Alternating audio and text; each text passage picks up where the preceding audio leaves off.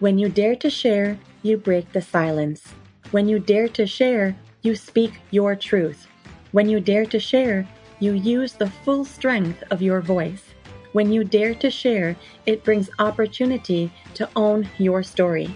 So tell it, be heard, and at the same time, your sharing is someone else's learning, inspiration, motivation, empowerment, and hope. There's always an element to each of our stories that remains a secret. For some, we feel it's a dirty little secret. Dare to share your untold story exposes these secrets in a welcoming and positive way. I encourage each of you out there to dare yourself to share what is yours to tell. When we dare, it is the courage to do something really important. Let this be a vow to each and every single one of us that we take risk, we brave, confront, and face what is, while inspiring and empowering all communities. So let's break that silence and tap into mental beauty. This is Salima Jadabji, your podcast host, a practicing clinical social worker, and your mental wellness connoisseur. Welcome to the Dare to Share Your Untold Story podcast, episode number 36. Dreams do come true when you break through your shackles.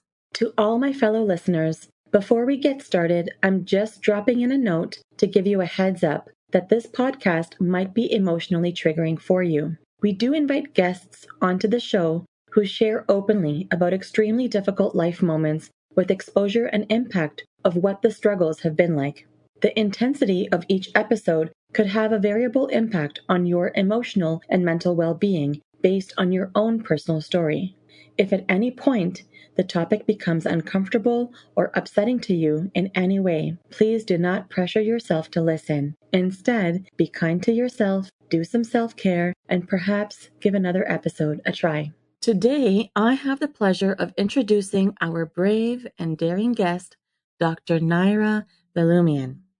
Dr. Naira holds a PhD in psychology and is an international coach and speaker on effective communication and building relationships. She is the founder of the Academy of Social Competency, which specializes in the training of self-confidence, communication, and relationship building for all people all over the world. Dr. Naira has trained hundreds of people and addressed hundreds of family cases. She is the author of online programs that are geared towards communication, conflict management, confidence and self-esteem, healthy couple relationships, and parent-child relationships. Dr. Naira's professional hobby is art. Possessing a degree in art history and critics, she integrates symbolism of art within her coaching practices. She is a successful entrepreneur with 23 years of experience in business. She believes in the power of collaboration and leadership, and as a founding member of the Immigrant Women in Business Association, she actively supports young entrepreneurs. Dr. Naira is the creator of franchise-like programs for those who would like to work with children and teenagers in developing their social and emotional skills. She currently resides both in Canada and Russia. Hi, Naira. Welcome to the Dare to Share Your Untold Story podcast. Hi, dear Salima. Thank you for having me, and warm greetings to you and to your audience. Oh, wonderful. Dr. Naira, I really have been looking forward to what today's conversation is going to bring. I'm so eager to hear more about your untold story, and I want to say in advance how thankful I am that you bring such a willingness and openness to share, and just for your support in taking a stance with me to help break barriers of mental stigma. Thank you, Salima. Thank you to you for advocating mental health and anti-labeling in society and enlightening the path of those who are struggling.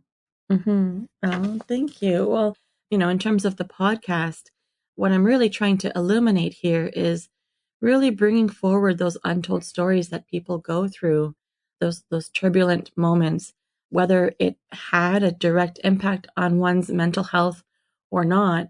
No matter what the impact is, there is a mental health impact, and that's usually the impact that remains tucked away and doesn't get spoken about. So this platform serves in a way to break barriers of mental stigma that have been conditioned in our society. So with conversations like ours today, I'm hoping this is going to continue to encourage people to come forward, to dare themselves, to share and tell what sometimes is a harder thing to reveal. So, of course, I'm bringing forward a trend. It's called the mental beauty rethink. Dr. Naira, what are your thoughts about the mental beauty rethink? Mental beauty is just so it's interesting that when we speak about body beauty, it's visible. Mental Mm-hmm. beauty, the same as our scars, they are not visible, but they're so sensitive and so painful when they have them. Mm-hmm. Mm-hmm. Therefore, this struggle, unfortunately, is not seen by people, is not seen by others. Mm-hmm. As a psychotherapist, as a coach, I know how much people have to overcome to build their mental beauty. Mm-hmm. Well, thank you for sharing that. I hope that you're ready for today's questions. I'm ready to get started. Please, I'm ready to open my soul. Oh, that's lovely. I can't wait. Okay, well, then let's get started. So, give us the newspaper headline of how you would title your untold story. How would it read? Um, she was a hero raised by a hero. I'd like to tribute my mom as well. She was a hero raised by a hero. I really like it. Okay, so tell me more about how your mom is related to this title. How does this title spark for you? So my mom was born in 1950. So it was after war. She was born in Soviet Union, and there were many diseases, and I believe medicine was not working very well. So my mom was told that she will not live more than 16 years. And she taught me how to struggle, and she showed me the way how to struggle and how to win. Right, so she came up and out through adversity, and that was your inspiration. She did. And you too are a hero as well. Okay, that's wonderful. Okay, so Dr. Naira, tell us more about your untold story. Tell us what it's all about. Salima, I will, and please, you can call me Naira. I'm Okay, comfortable, and just feel free. It will be much better for your audience. So please call me Naira. okay, Naira. Tell us more about your untold story. What is it all about? I was born in the Soviet Union, and when I was 3 years old, my mom and my father they divorced. Mm-hmm. There are two different stories that they have about their divorce, and I don't know which one is Is the truth. is the You don't truth. know. Right. My mom says that she saw my father with another woman. My Okay. father believes that my mom was attracted by another man. Mm-hmm. So they divorced, and my mom married with another man who was great looking guy. He was successful. He was athlete and European champion of gymnastics. So you can imagine what kind of body he had and what kind of attraction he had. Right. Right. And they were two students who struggled. They didn't have money because they both came from small cities. Mm-hmm. And I realized that their challenges probably pushed them to think about something better for their lives. So they divorced, and starting from 3 years old, I always felt that I'm by myself. My mom was busy with her life, and my dad moved into another big city from Moscow to St. Petersburg. Mm-hmm. I think he married, he started building his scientific career. Okay. And starting from age 3, I was always in boarding kindergartens, schools. I was fighting for my own peace, for my own mental health. So you were in boarding school right from kindergarten? Yes, yes. Okay, so you were away from your family. I was. It was 5 days a week. I was sleeping and living there. And for weekend, Okay. I came home. Mm-hmm. When I Mm-hmm. went to the school, it was 6 days at school and 1 day at home. But when I came home, unfortunately, and my mom did not know that when she married my stepfather, he was an alcoholic. So everything was so great with one but. He was an alcoholic. And I believe that my mom knew that. But as many women, she thought that she's a hero and she's a beauty and he's the beast and she can create a miracle. But however, Mm, miracle did not happen and she started drinking alcohol with him. I see. Therefore, Okay. when I came on weekend, I Mm-hmm. saw my mother drunk. I loved her. She still was a strong person for me. She still was a fighter for me. But it was a drunk fighter. It was a weak fighter.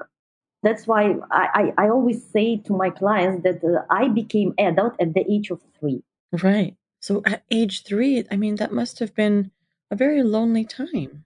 It was, I would say it was a lonely time, but it was a survivorship time for me. Right.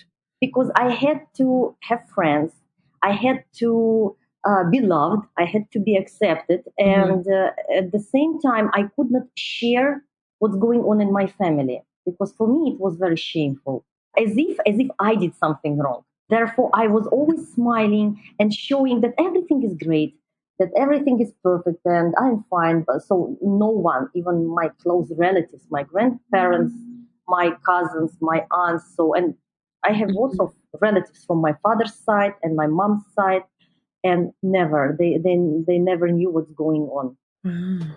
So you really took on that pain and that struggle of what your mother was going through, and you did you place it upon yourself even from that young age?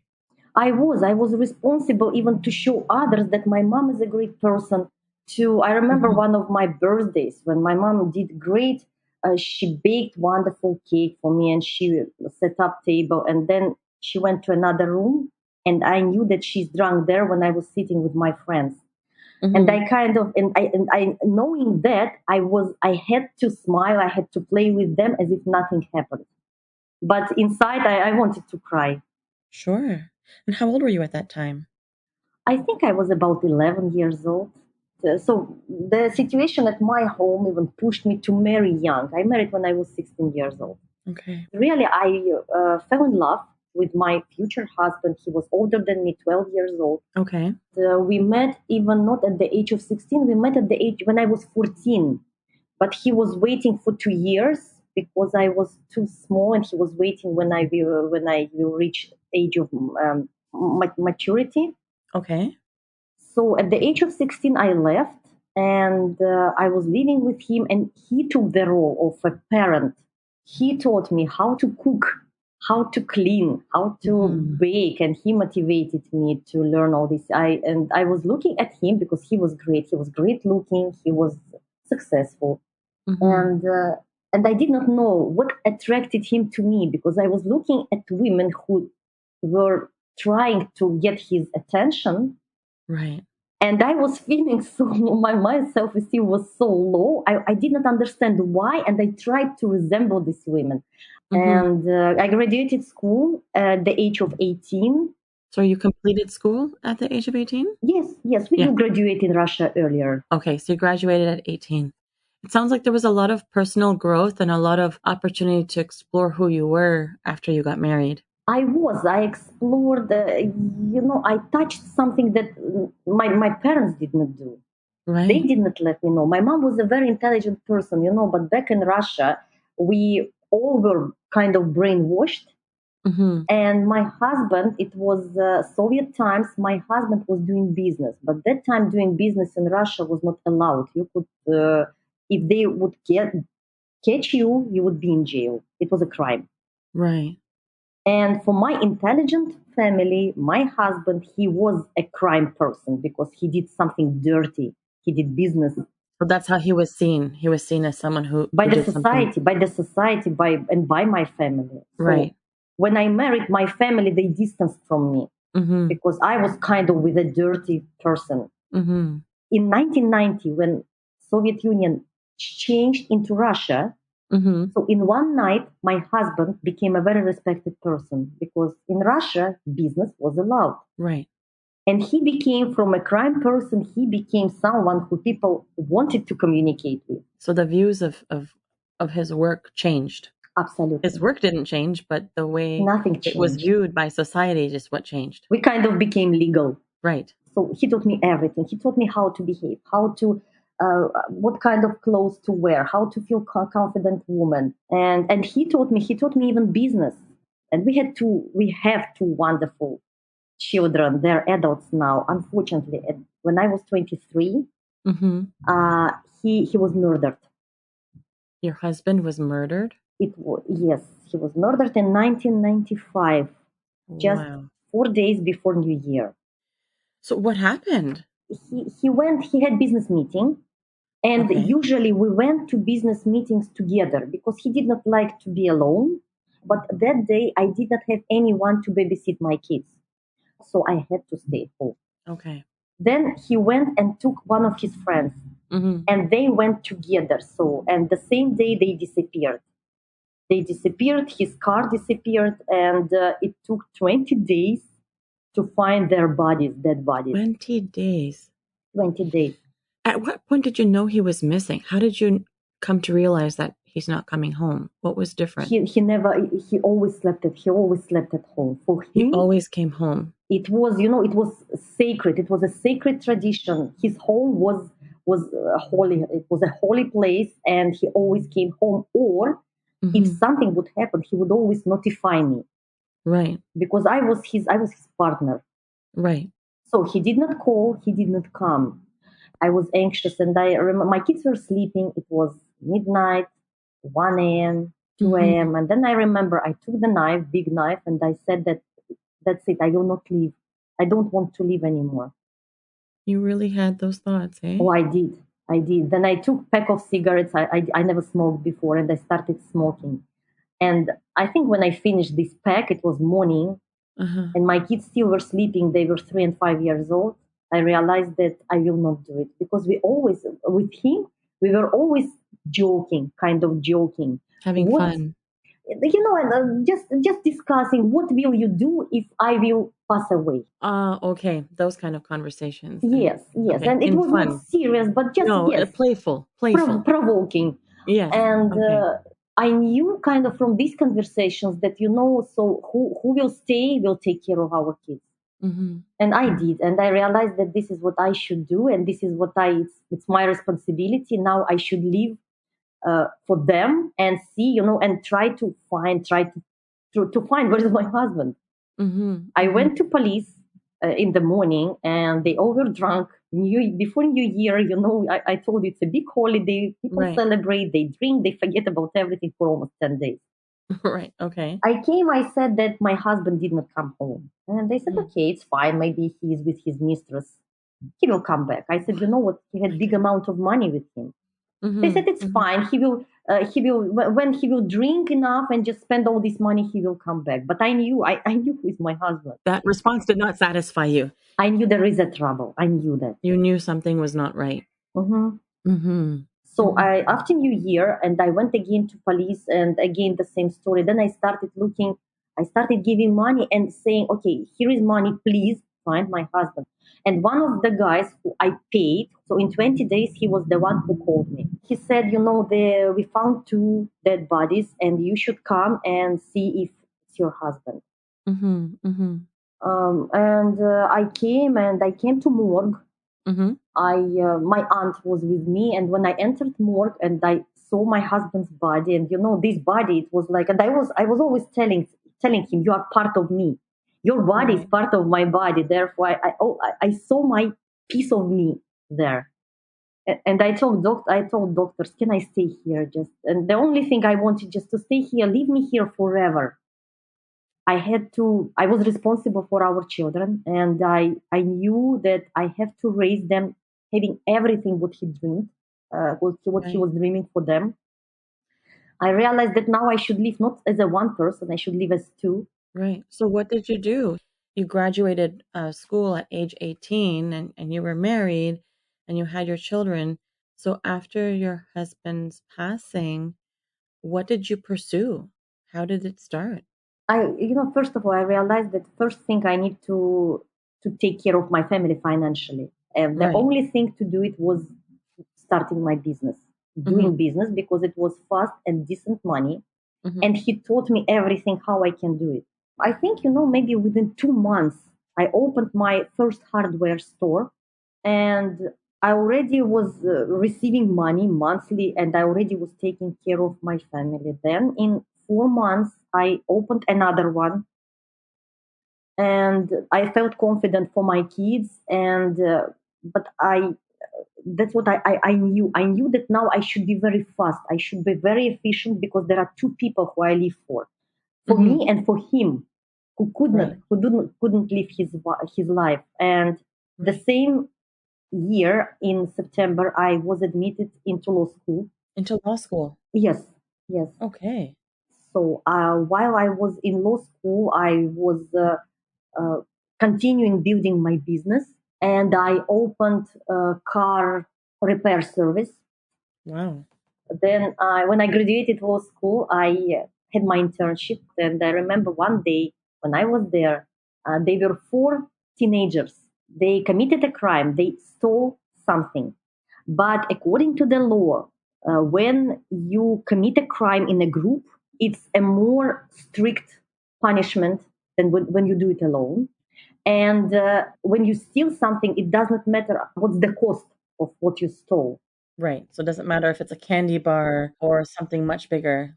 And they were kids, so they teenagers of 16 to 18 years old. So they stole something very, very small. And each of them had lawyer. And they did not even defend these kids. Mm-hmm. And each of them got 8 years of prison. Wow. So after this case, I was crying for a few days because it was so unfair, just they're kids. And I knew how their life will change after prison. Right. Right. And I thought, what can I do? What can I do? I don't want to be a lawyer. I don't want to participate in this performance. Mm-hmm. I Mm-hmm. want to do something so these kids will never get there because I did not. As a child of a dysfunctional family, I did not. So what can I do? And one of the days I was reading newspaper and there was advertisement, just come and study psychology. So the transformation from becoming a businesswoman to a lawyer, and then your pursuit for psychology started at that point. I'm so curious. I'm hearing a lot of progression from, when you were 3 and 5 and when you were 11 and growing up and getting married. And I'm just curious, after having your kids, it seems like there was a transformation in your personality. Would you say before you got married that you would identify yourself as someone who was an introvert? I'm an inborn introvert. Mm-hmm. I'm the one who prefers quiet corner, not being visible, and Mm-hmm. absolutely, I was an excellent student, and it was for me it was the only way to defend my to be safe because Mm-hmm. I saw what's going on with kids who don't study well. They are getting punished, name calling. I was first of all, it was for me a way to survive. Right. But do you feel like the way you showed up as an introvert changed after you got married? I'm still an introvert, but when we speak about extroversion, it's a scale. Mm-hmm. And when I started my business, and Mm-hmm. business is something that is very extroversial. And that time I was pushed to learn extroversion skills. Right. That is it's a really interesting way of looking at it. I'm also curious about the inspiration that your mom brought in your life.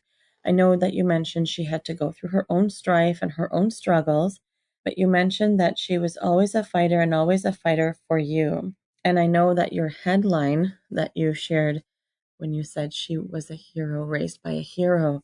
Can you say more? Not so much about the adversity that she went through, but can you say more about the inspiration, I guess? My mom, when I was a child, she was fascinated with war heroes.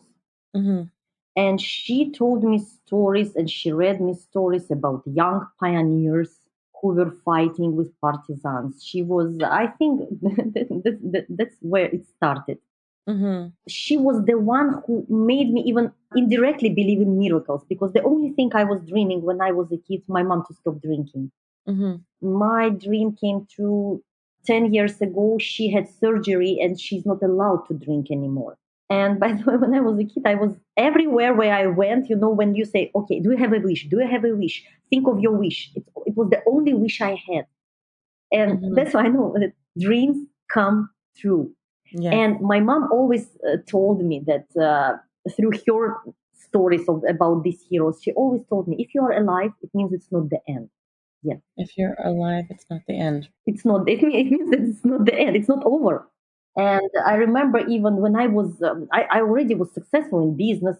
I was already a psychologist. And I remember it was 15 years ago. I was in my wonderful condo, big, wonderful condo. So I built everything what I wanted for my family, for my kids. And it was night. My kids were sleeping. I think it was about 4 a.m. And it was quite tight for me. I finished everything and I was working on my plans for the next 5 years. Okay. I was thinking where I'd like to move, what I'd like to do. And I went to bed at 7 a.m.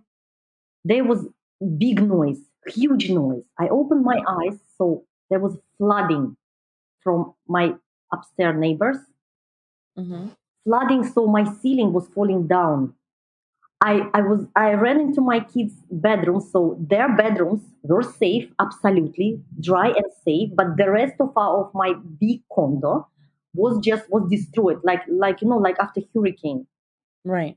And what I realized at the time, you can have plans, but there is God's profit, and so Of course, we can have a plan, but it's never going to be foolproof, right? Like there are curveballs that come up that we don't have control over, right? yes. And this flood was definitely a curveball. It wasn't something you expected. I was thinking about future, and my future changed, because of the neighbor who lived upstairs. Right. Yeah. Something completely external, nothing that you could, it's not in your control, nothing you could have seen coming.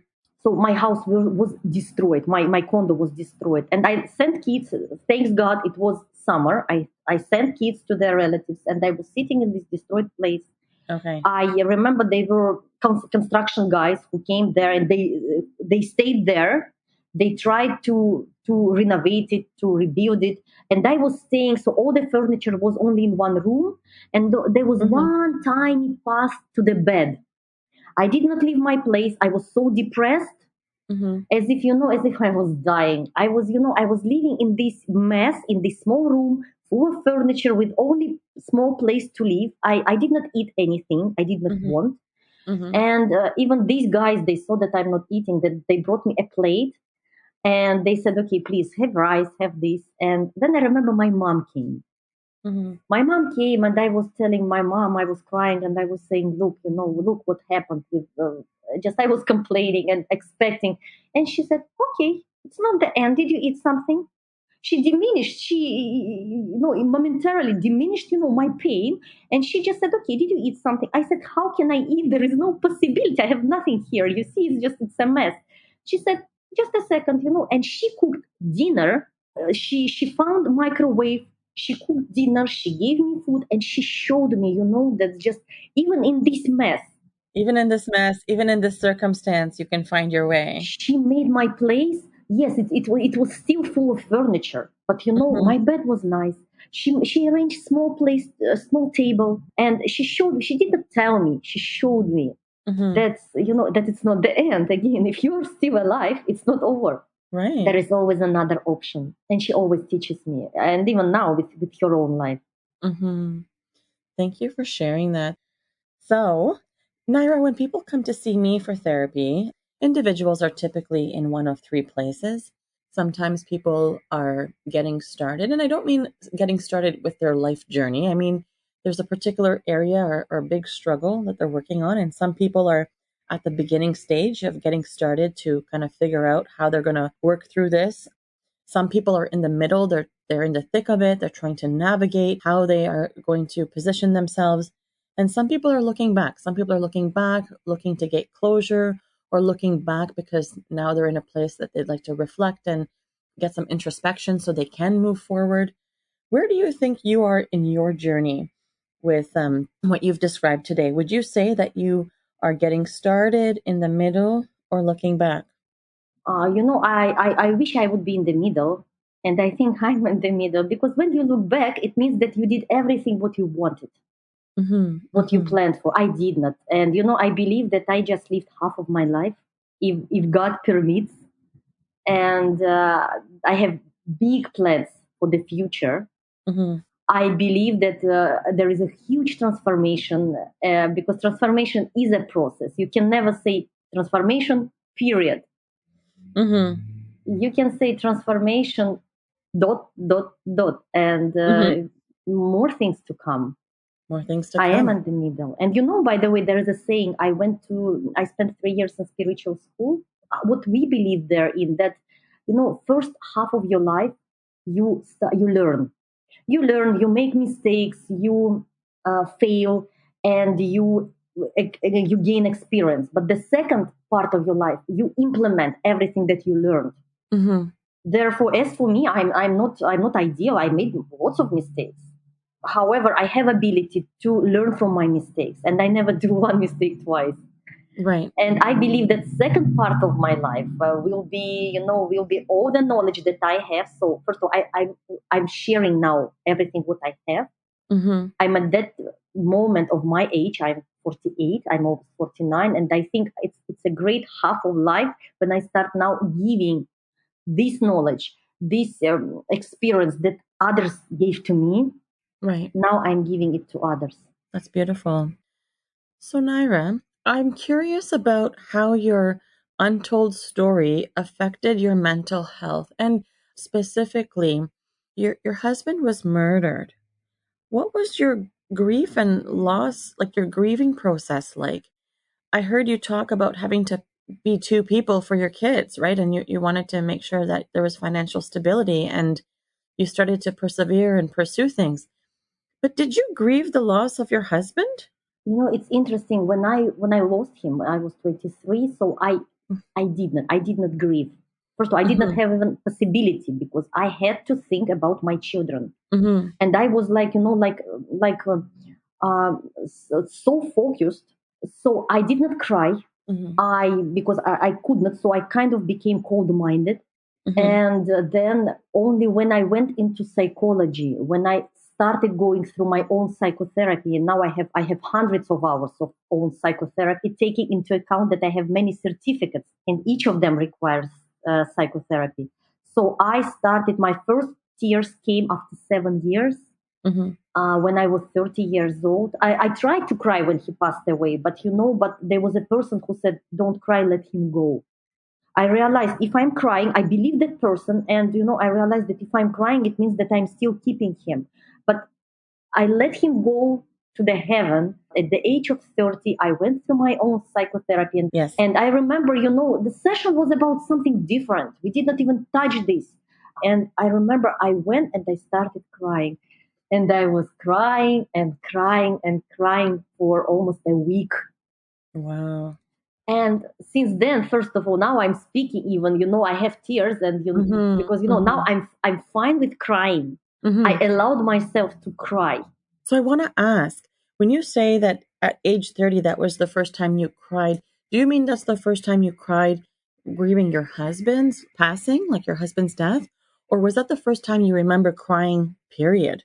I don't remember. I don't remember Mm-hmm. that crying was something that my mother did not teach me. Mm-hmm. She Mm-hmm. Because strong people, they do not cry. It's a stigma. It's another stigma. I'm strong. I don't cry. I don't ask for help. It was the norm. Strong Mhm. people don't cry. Yes, yes. Okay. And I kind of accepted, my vulnerability as well. I embraced my vulnerability. Mm-hmm. And I was wearing black. It's only maybe, it's 2 years that I switched into black to other colors. Mm-hmm. And for sure, just I start, initially it was my morning color, but then I liked black and I could not find any clothes of other colors. I came with an intention to buy something bright, but I usually bought black. But now something changed in my perception. That's why I'm saying transformation never ends. So now I'm buying colorful, and when I wear black, sometimes I say, "Oh, something is wrong with me." Not with me, just with this look. I want more Mm-hmm. colors. I want brightness. I didn't Right. make pictures. I stopped making pictures at the age of 23. Mm-hmm. And I started doing only when I started promoting art, Mm-hmm. because I did lots of exhibitions when I came, especially to Canada without English. I did lots of events in USA, in Canada, with my communication skills that I gained throughout my experience. And I was told by one person. So I hired a person who helped me to promote art. And that person told me, "Okay, now it's time for photos." I said, "No, no, no, it's not. I'm not making photos. It's not for me." And this person, like my mom, he diminished my narrative. He said, "I don't care if you do pictures or not. If you want to promote art, come here." And I said, Mm. "Okay." And I came, and now I'm making many pictures. I feel comfortable. And again, I teach others to stand in front of camera and just Right. smile. Yeah. I did not Yeah. smile. I did not smile up to the age of 30 again. Mm-hmm. 30, There's maybe 32. There's so many parts of your healing journey, right? Even the small stories, right? Like in meeting different people in different settings. This one photographer telling you Mhm, you're going to take a picture and you're going to like it, mhm, you know? mhm. But that in itself was healing because you conquered something that you weren't able to do for a while, right? It's really amazing when we connect to this. I know that alone, I know this narrative. I'm alone, I'm strong, I can do everything. But we need to allow, we have to allow other people to help Yes. us. Right. So tell us, what is your key message for the listeners of our show? Key message. I would say Yeah. my key message would be you are not alone. You're not alone. Even when you feel that you are alone, there is someone who can support you. There is someone who can give you advice. And there Hmm. is someone who has the knowledge or maybe the element, that puzzle that you are missing. For sure, you have to find that someone. Hmm. It's an effort.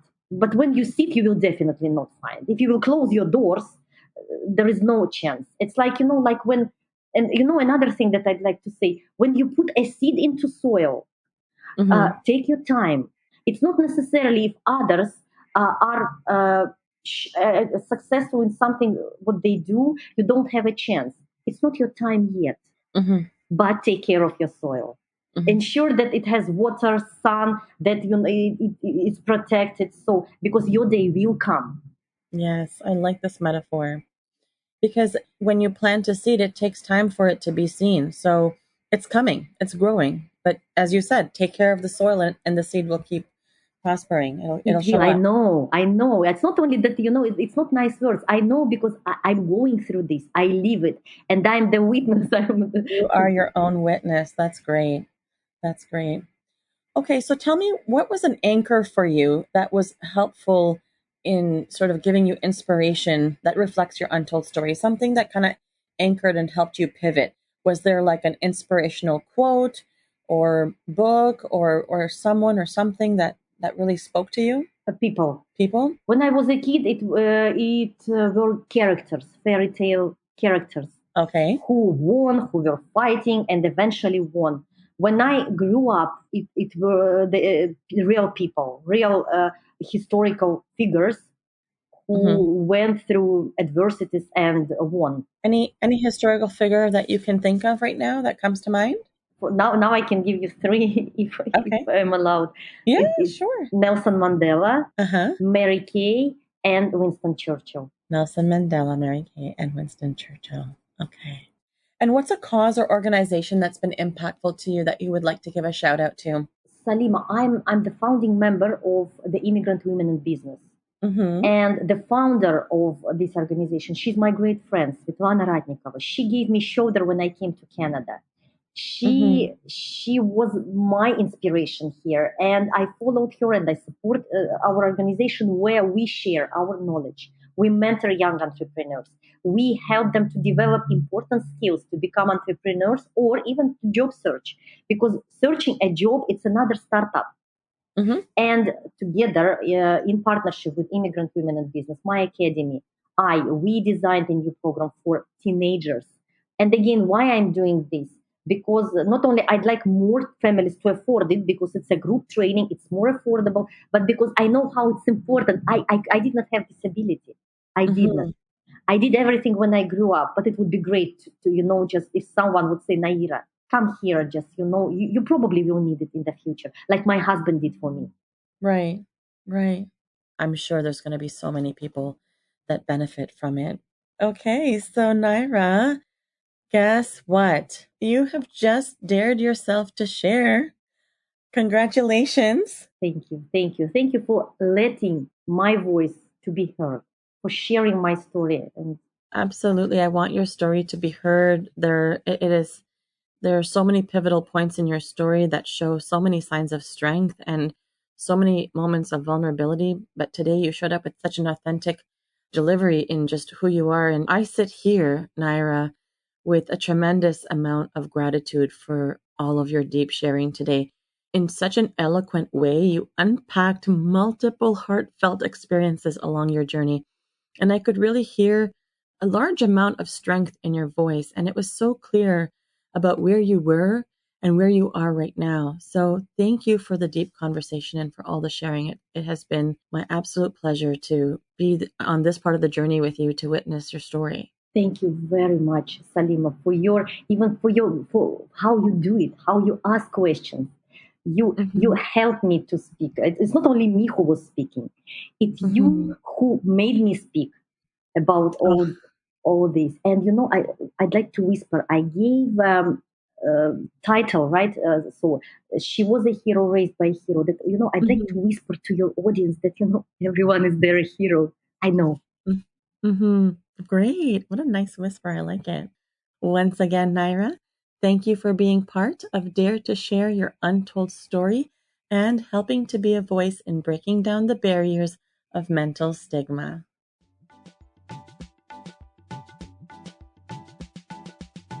To all of our listeners, if you like what you've been hearing on this podcast and you want to be part of breaking down barriers of mental stigma, I invite you to go wherever you are listening to the episode and hit subscribe. Leave us a comment or a review of the episode and maybe how you relate to it.